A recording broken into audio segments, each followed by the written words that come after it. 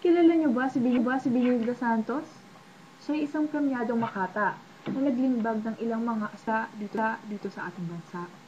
Ginamit niya ang kanyang paraan ng pagsulat upang ihayag ang kanyang saloobin sa iba't ibang isyu ng ating bansa. Siya rin ay mahusay na kritiko at mahusay na guro at ginawaran pa nga na bilang isang modelong guro ng ating bansa.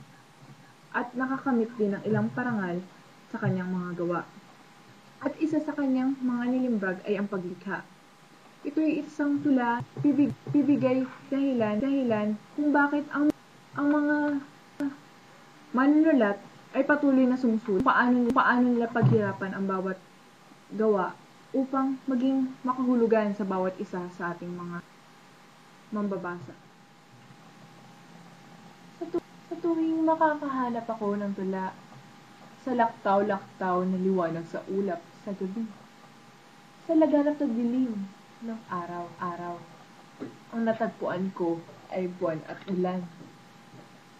Sa mukha ng buwan, nababasa ko ang paglusong at pag-ahon, ang pagkukubli at paglalantad, at ang himala, ang pagiging malinis na ustisya ng langit.